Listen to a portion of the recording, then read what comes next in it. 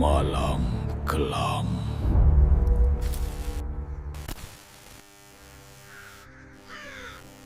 Di sebuah desa kecil yang jauh dari keramaian, jalanannya masih berupa tanah yang kalau hujan berubah jadi becek, kalau kemarau berdebu sampai masuk ke hidung.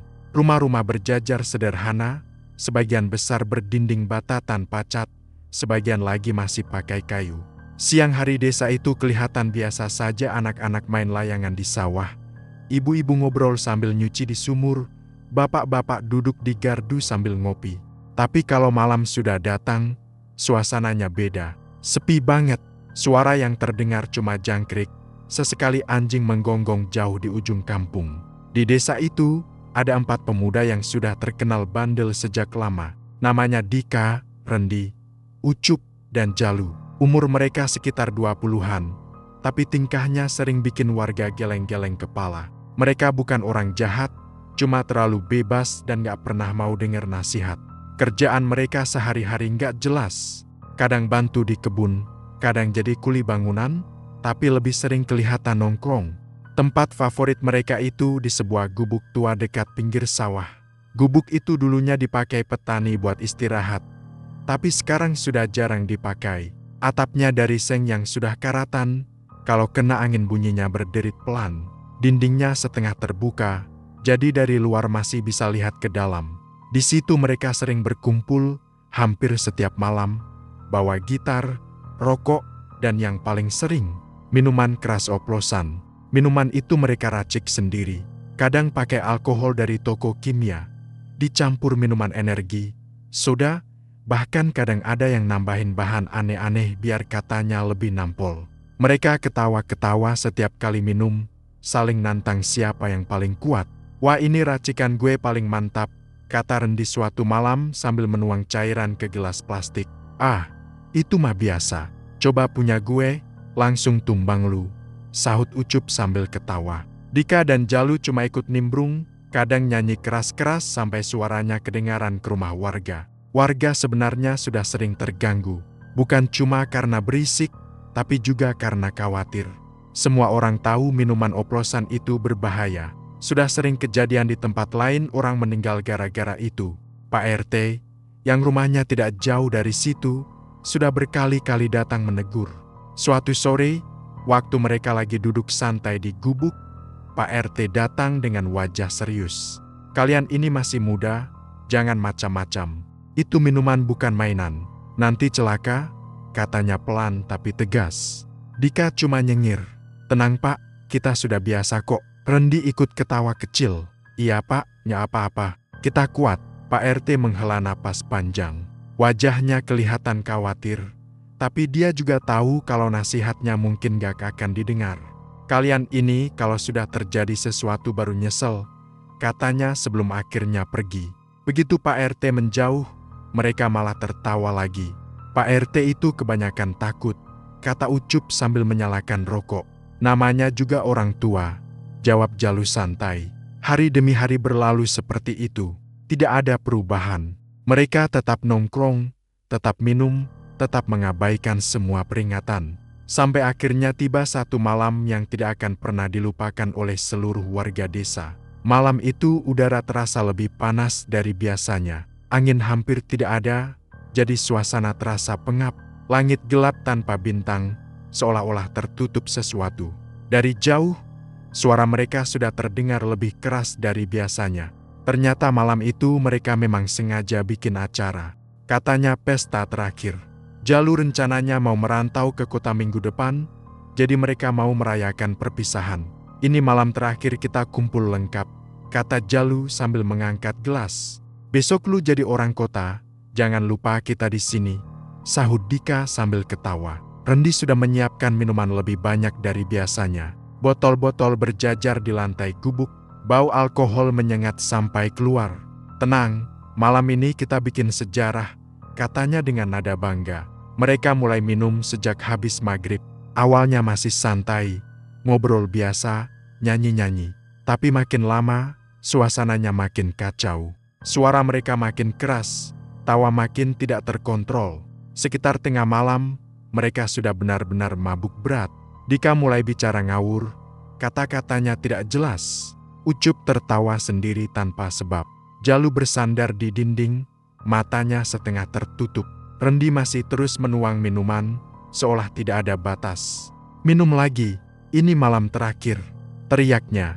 Tidak ada yang sadar kalau malam itu racikan mereka jauh lebih berbahaya dari biasanya. Entah siapa yang menambahkan bahan terlalu banyak. Entah apa yang sebenarnya mereka campurkan. Yang jelas, efeknya mulai terasa berbeda. Pertama, Dika yang mulai muntah. Awalnya mereka mengira itu biasa. "Ah, paling kebanyakan minum," kata Ucup sambil tertawa. Tapi muntahnya tidak berhenti. Tubuhnya mulai gemetar. Wajahnya pucat. Kok pusing banget?" katanya pelan. Beberapa menit kemudian, Rendi juga mulai merasakan hal yang sama. Dia memegang perutnya, wajahnya berubah tegang. "Perut gue sakit."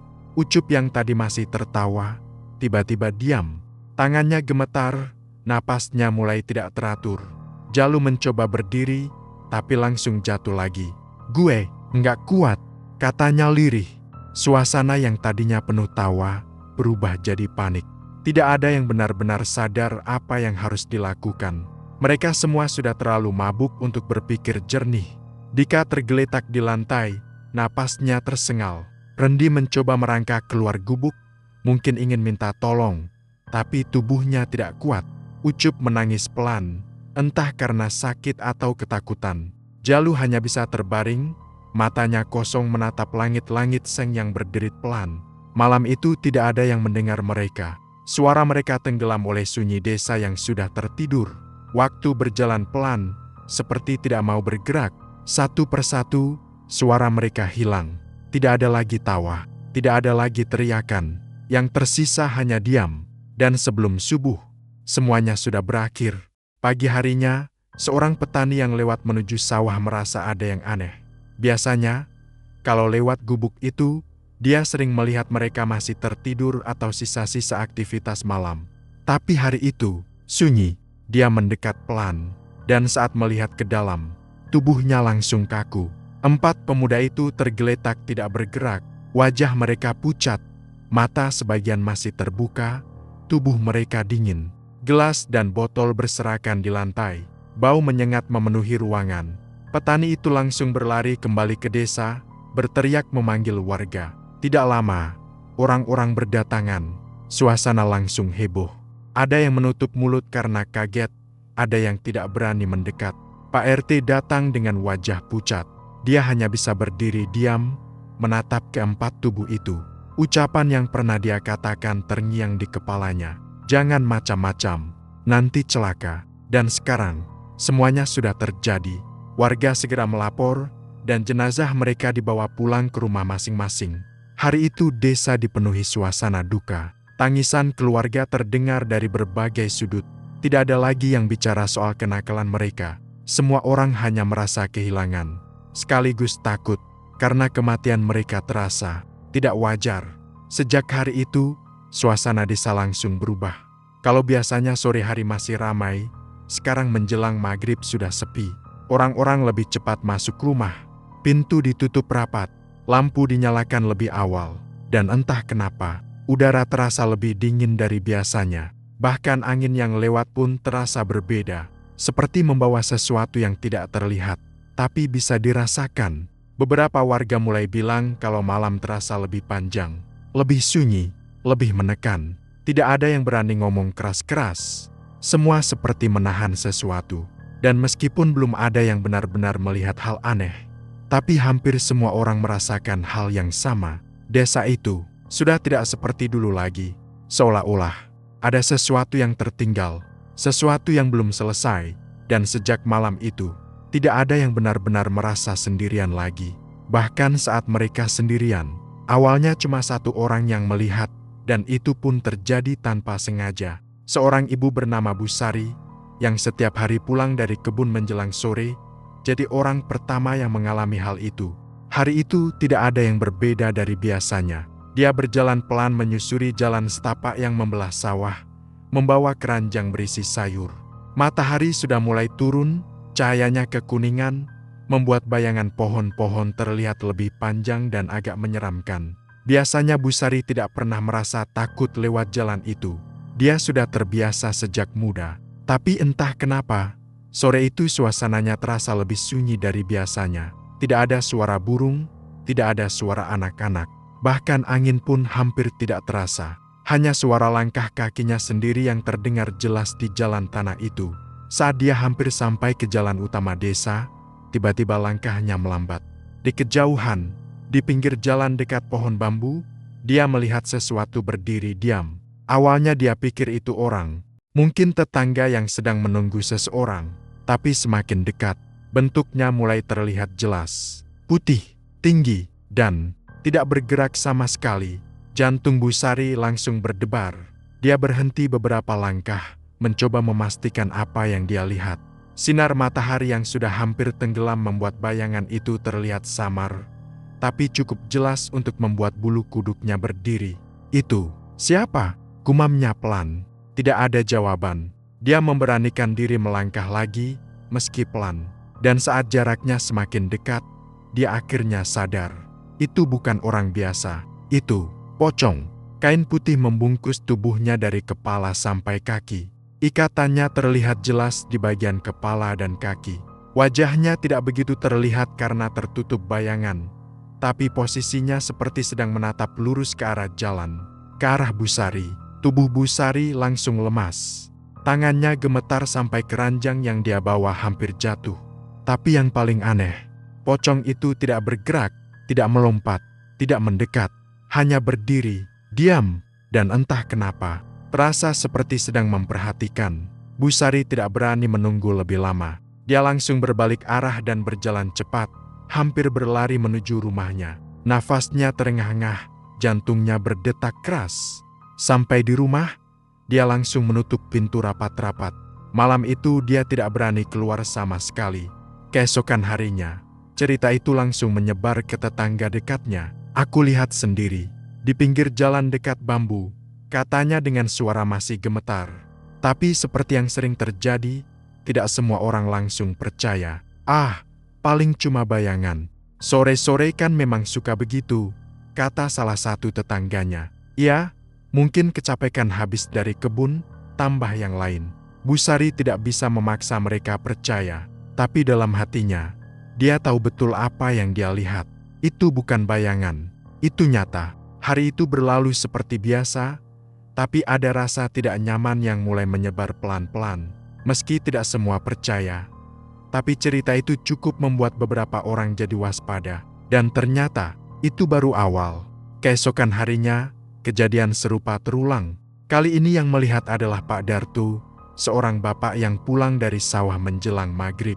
Dia bukan tipe orang yang mudah takut.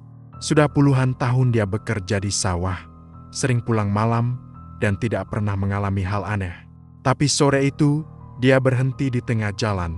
Karena di depan rumah kosong, dia melihat sesuatu berdiri, putih, diam, dan bentuknya sama seperti yang diceritakan Busari. Pak Darto sempat mengucek matanya, mencoba memastikan. Tapi sosok itu tidak hilang, tetap di sana, tidak bergerak, dan seperti sedang menatap ke arahnya. Pak Darto tidak menunggu lama. Dia langsung berjalan cepat melewati tempat itu tanpa berani menoleh lagi. Malamnya, dia datang ke rumah Pak RT. Pak, kayaknya cerita Busari itu benar, katanya pelan. Sejak saat itu, warga mulai merasa ada yang tidak beres. Dan kejadian-kejadian mulai bermunculan satu persatu. Ada yang melihat di dekat sumur tua, ada yang melihat di ujung gang, ada yang melihat di belakang rumahnya sendiri. Awalnya satu, lalu dua, lalu tiga, sampai akhirnya ada yang melihat keempatnya sekaligus. Itu terjadi pada seorang remaja yang pulang dari warung saat maghrib. Dia berjalan santai, tapi tiba-tiba langkahnya berhenti. Di ujung jalan, ada 4 sosok berdiri berjajar, putih semua, diam, tidak bergerak. Dan saat dia memperhatikan lebih dekat, dia sadar, itu bukan satu, itu 4 pocong. Tubuhnya langsung kaku, nafasnya terasa berat. Dia tidak berani mendekat, tapi juga tidak bisa langsung lari. Salah satu dari pocong itu sedikit memiringkan kepalanya, seolah menyadari dia ada di sana. Remaja itu langsung berbalik dan lari sekencang mungkin. Sejak kejadian itu, Warga tidak bisa lagi menganggap ini sekadar halusinasi atau bayangan, karena terlalu banyak yang melihat, dan semua melihat hal yang sama. 4 pocong, dengan ciri yang hampir sama, dan yang lebih membuat merinding. Mereka sering muncul di tempat-tempat tertentu, di jalan dekat gubuk tua, di sekitar lokasi mereka dulu nongkrong, di depan rumah salah satu dari mereka yang sudah meninggal. Seolah-olah mereka tidak pernah benar-benar pergi dari tempat itu. Menjelang maghrib jadi waktu yang paling ditakuti. Kalau biasanya orang masih santai di luar rumah, sekarang semua mulai buru-buru pulang. Anak-anak dipanggil masuk, pintu mulai ditutup, lampu mulai dinyalakan lebih awal. Karena hampir setiap kejadian selalu terjadi di waktu itu, dan setiap kali muncul, pola mereka sama, berdiri diam, tidak mengejar, tidak berteriak, tidak menyerang, hanya berdiri dan menatap.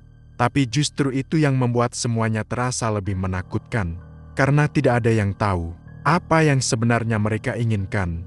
Beberapa orang yang melihat dari jarak lebih dekat mengatakan hal yang sama. Wajah mereka tidak terlihat jelas, tapi ada sesuatu dari sikap mereka, seperti bukan ingin menakut-nakuti, lebih seperti ingin diperhatikan, seperti ingin didengar, seperti meminta sesuatu. Salah satu warga, seorang ibu yang sempat melihat dari balik jendela, bilang kalau dia merasa seperti sedang ditatap dengan penuh harap. Bukan marah, bukan jahat, tapi sedih. Dan itu justru membuatnya lebih takut, karena dia tidak tahu apa arti dari semua itu. Cerita-cerita mulai berkembang. Ada yang bilang mereka arwah penasaran. Ada yang bilang mereka tidak diterima. Ada juga yang bilang mereka sebenarnya ingin meminta tolong. Tapi tidak ada yang berani memastikan, karena tidak ada yang berani mendekat. Desa yang dulunya biasa saja, sekarang berubah, sunyi, tegang, dan penuh rasa was-was. Setiap orang yang berjalan sendirian menjelang maghrib selalu merasa seperti diawasi. Setiap suara kecil terdengar lebih jelas. Setiap bayangan terasa mencurigakan. Dan di beberapa malam tertentu, ada warga yang mengaku melihat keempat pocong itu berdiri di kejauhan, tanpa bergerak, cukup lama, seolah menunggu sesuatu, atau seseorang. Tidak ada yang tahu pasti. Yang jelas, sejak mereka mulai terlihat, tidak ada satupun warga yang merasa benar-benar aman lagi di desa itu. Teror mulai makin nyata ketika warga mulai mendengar suara ketukan. Awalnya tidak ada yang menghubungkan dengan kemunculan 4 pocong yang sering terlihat menjelang maghrib. Orang-orang masih mencoba berpikir logis, mencoba menenangkan diri sendiri kalau semua itu mungkin hanya perasaan atau kebetulan. Tapi suara itu datang di waktu yang tidak wajar. Tok, tok, tok, pelan, jelas, dan selalu di tengah malam. Pertama kali terjadi di rumah Bu Sari, orang yang dulu pertama melihat sosok di pinggir jalan itu. Malam itu dia sudah tidur lebih awal karena sejak kejadian itu dia sering merasa tidak enak badan. Sekitar jam 12 lewat sedikit, dia terbangun karena mendengar suara dari arah pintu depan. Tok, tok, tok. Awalnya dia pikir cuma suara kayu memuai atau angin. Tapi malam itu tidak ada angin sama sekali. Suaranya terlalu jelas untuk dianggap kebetulan. Dia menahan napas, mencoba mendengarkan lagi. Dan suara itu datang lagi. Tok, tok, tok. Kali ini sedikit lebih keras. Bu Sari langsung duduk di tempat tidur. Jantungnya berdegup kencang. Dia melirik ke arah suaminya yang masih tertidur lelap di sampingnya. Pak, bisiknya pelan sambil mengguncang bahu suaminya. Suaminya terbangun dengan wajah bingung. Ada apa? Tanyanya setengah sadar. Itu, ada yang ngetuk pintu. Suaminya diam sebentar, mencoba mendengarkan. Dan tepat saat itu, tok, tok, tok, suara itu kembali terdengar. Keduanya langsung saling pandang. Dengan perasaan tidak enak, suaminya berdiri dan mengambil senter. Langkahnya pelan menuju ruang depan. Bu Sari hanya bisa duduk di tempat, memeluk dirinya sendiri. Suaminya mendekati pintu, lalu berhenti beberapa langkah sebelum membukanya. Siapa? Tanyanya agak keras. Tidak ada jawaban, hanya sunyi. Dia menunggu beberapa detik, lalu perlahan membuka pintu.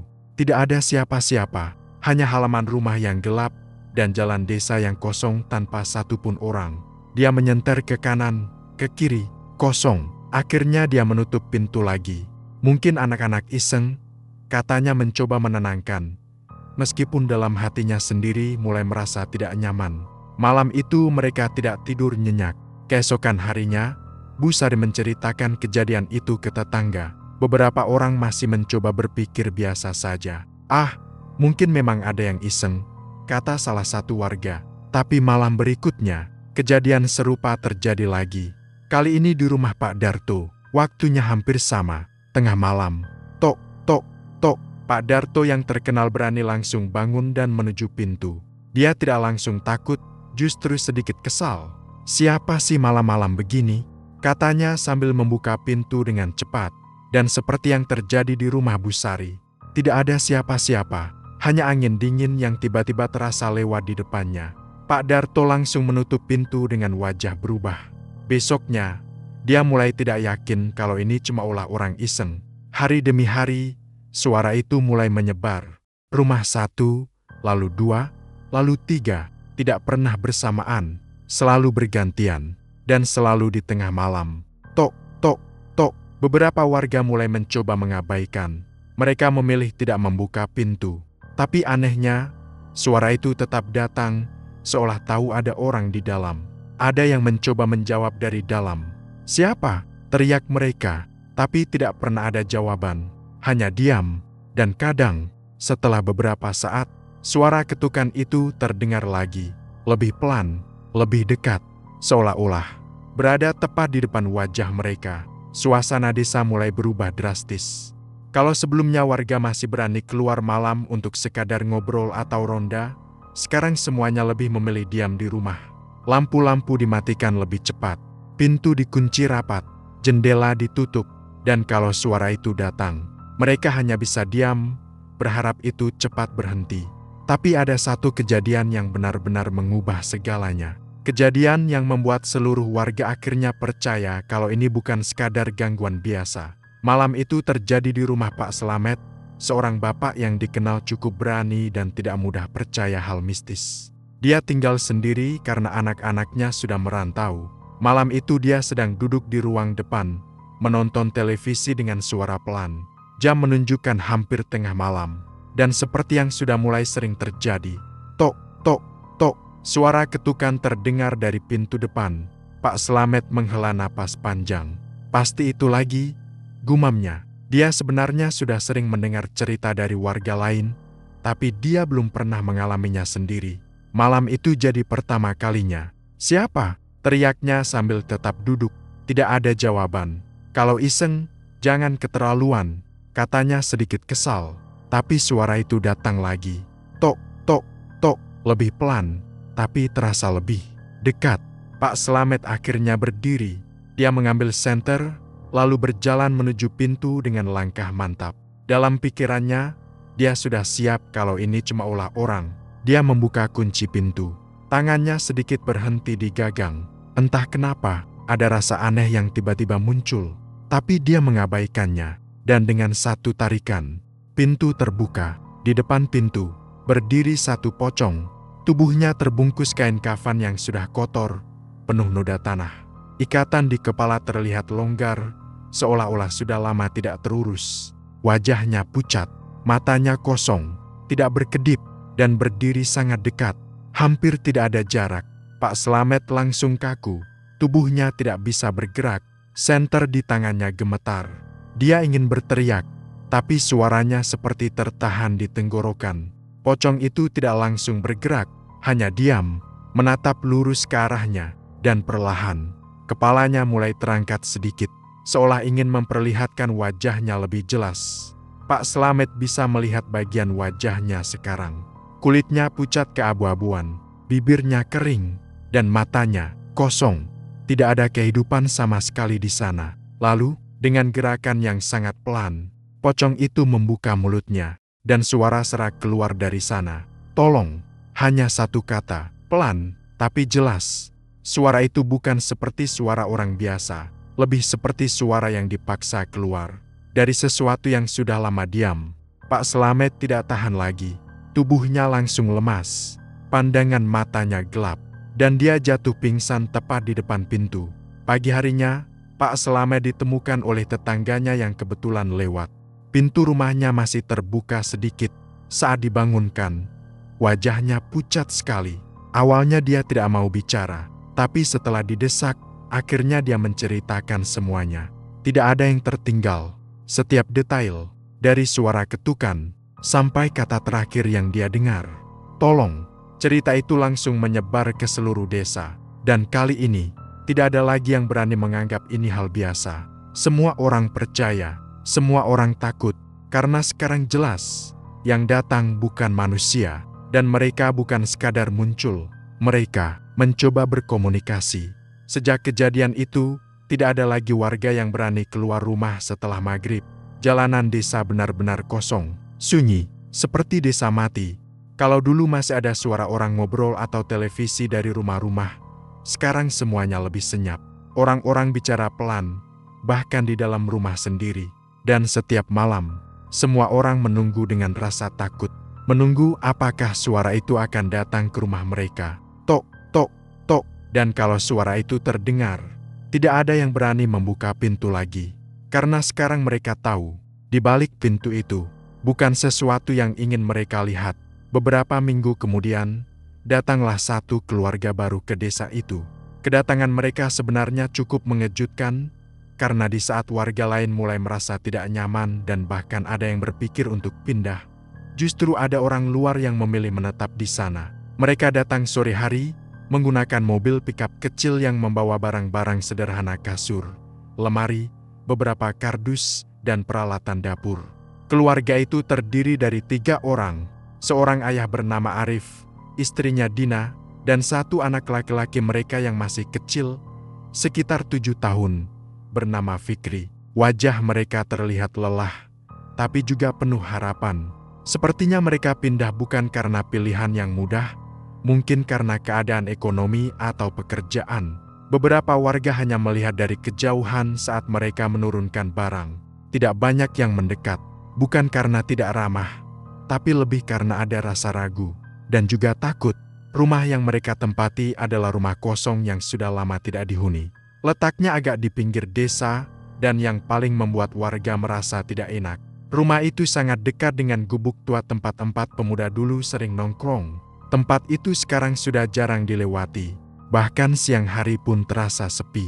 Salah satu ibu sempat berbisik ke tetangganya, "Kasihan, mereka nggak tahu apa-apa." "Iya, harusnya dikasih tahu," jawab yang lain, "tapi nanti malah takut duluan." Percakapan seperti itu terjadi di beberapa sudut desa. Semua orang sebenarnya ingin memperingatkan, tapi setiap kali ingin mendekat, ada saja alasan untuk menunda. Entah karena tidak enak, entah karena takut dianggap mengada-ada, atau mungkin karena mereka sendiri tidak ingin membicarakan hal itu lagi. Akhirnya, tidak ada satupun yang benar-benar menjelaskan apa yang sedang terjadi di desa itu. Hari pertama keluarga itu di desa berjalan cukup normal. Mereka sibuk membersihkan rumah, menyusun barang, dan mencoba beradaptasi. Fikri terlihat senang karena punya halaman yang cukup luas untuk bermain. Dia berlari ke sana kemari, tertawa tanpa beban. Menjelang sore, suasana mulai berubah seperti biasa. Warga lain sudah mulai masuk rumah, pintu ditutup lebih cepat. Tapi keluarga Arif tidak menyadari hal itu. Malam pertama tiba dengan tenang. Tidak ada suara aneh, tidak ada ketukan, tidak ada apa-apa. Arif dan Dina merasa lega. Mereka pikir semua akan baik-baik saja. Tapi sekitar tengah malam, suasana berubah. Dina terbangun karena mendengar suara tangisan pelan dari kamar sebelah. Itu kamar Fikri. Dia langsung bangun dan berjalan cepat ke sana. "Fikri, kenapa?" tanyanya pelan sambil membuka pintu.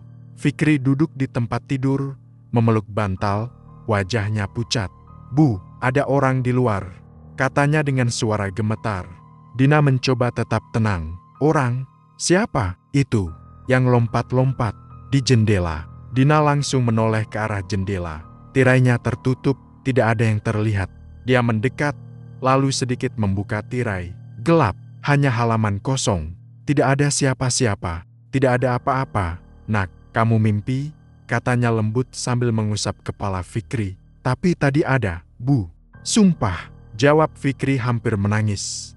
Dina memeluknya. "Sudah, tidur lagi ya, Mama temenin." Malam itu, Dina tidur di kamar Fikri, tapi dia sendiri sebenarnya tidak bisa tidur nyenyak. Ada rasa aneh yang tidak bisa dijelaskan. Keesokan paginya, dia menceritakan kejadian itu ke Arif. Mungkin cuma mimpi. Anak kecil kan suka begitu, kata Arif santai. Iya sih, tapi dia kelihatan takut banget, jawab Dina. Arif hanya mengangguk, mencoba tetap berpikir logis. Hari kedua berjalan seperti biasa. Mereka mulai lebih mengenal lingkungan sekitar. Tapi mereka juga mulai menyadari sesuatu yang aneh. Desa itu terlalu sepi saat sore. Hampir tidak ada orang di luar. Padahal cuaca bagus, tidak hujan, tidak ada alasan untuk semua orang masuk rumah secepat itu. Mas, kok di sini sepi banget ya kalau sore? Tanya Dina. Mungkin memang kebiasaan di sini, jawab Arif singkat. Dia tidak terlalu memikirkan. Sampai malam kedua datang. Kali ini, semuanya berubah. Sekitar jam 12 malam, Arif terbangun. Bukan karena suara tangisan, tapi karena sesuatu yang lain. Suara ketukan. Tok, tok, tok, pelan, tapi jelas. Arif langsung duduk. Dia menahan napas, mencoba memastikan. Dan suara itu datang lagi. Tok, tok, tok. Dina juga terbangun. Itu suara apa? Bisiknya. Arif menggeleng pelan. Kayaknya ada yang ngetuk pintu. Keduanya saling pandang. Wajah Dina langsung tegang. Jam segini, katanya pelan. Arif tidak langsung menjawab. Dia mencoba berpikir cepat. Mungkin ada orang butuh bantuan. Mungkin ada yang salah alamat. Atau dia tidak mau berpikir yang aneh-aneh. Mas, jangan dibuka, kata Dina pelan. Tapi Arif sudah berdiri. Coba lihat dulu, katanya. Dia berjalan pelan ke arah pintu. Setiap langkah terasa lebih berat dari biasanya. Suasana rumah terasa dingin, padahal tidak ada angin. Suara ketukan itu datang lagi. Tok, tok, tok. Sekarang terasa lebih dekat, seolah tepat di depan wajahnya. Arif berhenti di depan pintu. Tangannya sedikit gemetar saat memegang gagang. Dia menarik napas dalam, lalu membuka pintu. Dan saat pintu terbuka, semua yang selama ini hanya jadi cerita, menjadi nyata di depan matanya. 4 pocong berdiri berjajar. Putih, kotor, diam, tidak bergerak. Mereka berdiri tepat di depan rumahnya. Jaraknya sangat dekat, hanya beberapa langkah. Arif langsung kaku. Tubuhnya tidak bisa bergerak, pikirannya kosong. Dia tidak tahu harus melakukan apa. Pocong-pocong itu tidak melakukan apa-apa, hanya berdiri dan menatap. Perlahan, salah satu dari mereka mulai bergerak, melompat sedikit ke depan. Gerakannya pelan, tapi cukup untuk membuat jantung Arif hampir berhenti. Pocong itu mendekat, sangat dekat. Arif bisa melihat wajahnya sekarang, pucat, kusam, dan matanya kosong. Lalu, pocong itu sedikit menunduk, seolah mendekatkan wajahnya, dan dengan suara yang sangat pelan, hampir seperti bisikan, "Kami kedinginan." Arif tidak bisa berkata apa-apa, tubuhnya langsung lemas. Dia mundur beberapa langkah, hampir jatuh. Dina yang melihat dari dalam langsung menjerit. Pintu langsung ditutup dengan keras. Malam itu, tidak ada yang tidur. Fikri menangis tanpa henti. Dina hanya bisa memeluknya sambil gemetar. Arif duduk diam, menatap kosong ke arah pintu. Pikirannya penuh, tapi tidak ada satupun yang bisa dia ucapkan. Sejak malam itu, keluarga itu tidak pernah tidur tenang lagi. Setiap malam mereka selalu merasa diawasi. Setiap suara kecil terasa seperti ancaman. Dan kadang, di kejauhan, dari balik jendela, terlihat bayangan putih, berdiri diam, seolah menunggu sesuatu. Dan yang paling menakutkan, mereka mulai merasa bahwa 4 sosok itu tidak hanya datang sekali, tapi akan terus kembali. Setelah kejadian itu, warga tidak bisa lagi menganggap ini hal biasa. Semua yang sebelumnya masih mencoba menyangkal, sekarang mulai menerima bahwa ada sesuatu yang benar-benar tidak beres di desa itu. Cerita tentang keluarga Arif menyebar dengan cepat, bahkan lebih cepat dari kejadian-kejadian sebelumnya. Karena kali ini bukan cuma 1 orang yang melihat, tapi 1 keluarga. Dan yang mereka lihat, sama persis seperti yang sudah diceritakan warga lain. 4 pocong, diam, menatap, dan berbicara. Sejak saat itu, suasana desa berubah total. Tidak ada lagi yang berani menganggap ini sekadar kebetulan atau halusinasi. Teror semakin sering terjadi, dan tidak lagi hanya sebatas terlihat di kejauhan. Sekarang, mereka seperti benar-benar hadir di tengah kehidupan warga. Malam-malam, di desa itu jadi sesuatu yang sangat ditakuti. Bukan lagi sekadar sunyi, tapi penuh tekanan, penuh rasa diawasi. Dan yang paling mengganggu, suara tangisan. Beberapa warga mulai mendengar suara itu di malam hari. Bukan suara keras, tapi pelan. Seperti tangisan yang ditahan. Kadang terdengar dari luar rumah. Kadang seperti dari belakang rumah.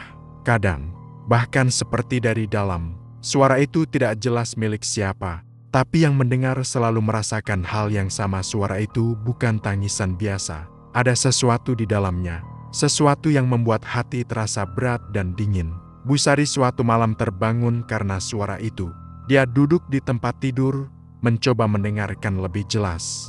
"Pak, itu suara apa?" bisiknya. Suaminya yang juga terbangun hanya diam. Mereka mendengarkan bersama, dan suara itu terdengar lagi. Pelan, seperti seseorang menangis di kejauhan. Tapi anehnya, arah suara itu berubah-ubah. Kadang dari depan, kadang dari samping, kadang seperti tepat di luar jendela. Tidak ada yang berani keluar untuk memastikan. Mereka hanya bisa diam, menunggu sampai suara itu hilang sendiri. Selain suara tangisan, ada juga yang melihat bayangan aneh di atap rumah. Beberapa warga mengaku melihat sesuatu melompat dari satu rumah ke rumah lain. Gerakannya cepat, tapi cukup jelas untuk dikenali. Seperti pocong yang melompat. Pak Darto pernah melihatnya sendiri. Malam itu dia sedang duduk di ruang tengah, mencoba mengalihkan pikirannya dengan radio.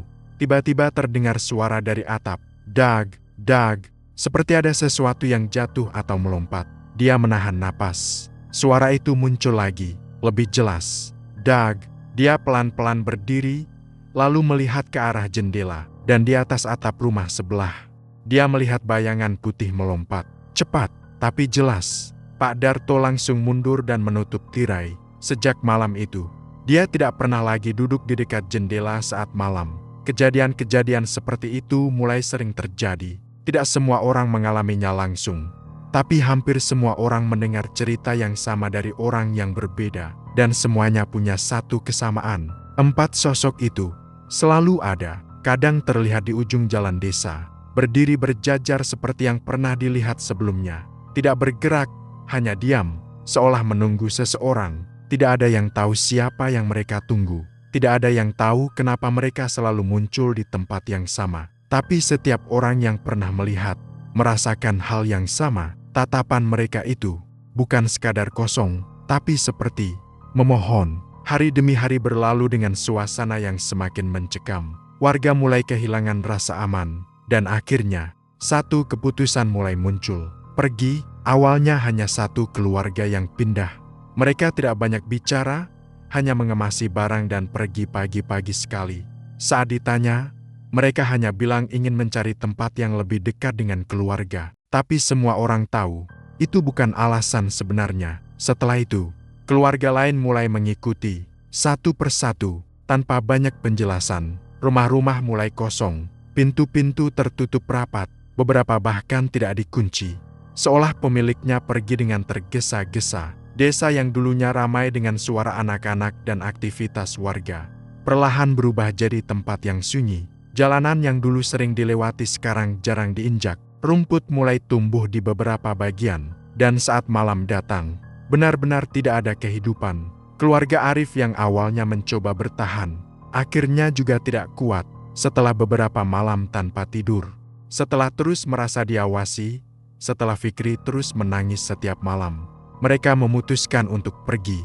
Mereka tidak menunggu lama. Pagi hari, mereka langsung mengemas barang. Tidak pamit banyak orang, hanya pergi. Dan setelah itu, semakin sedikit orang yang tersisa di desa. Itu, yang masih tinggal pun tidak benar-benar hidup seperti biasa. Mereka hanya bertahan dengan rasa takut yang terus menghantui.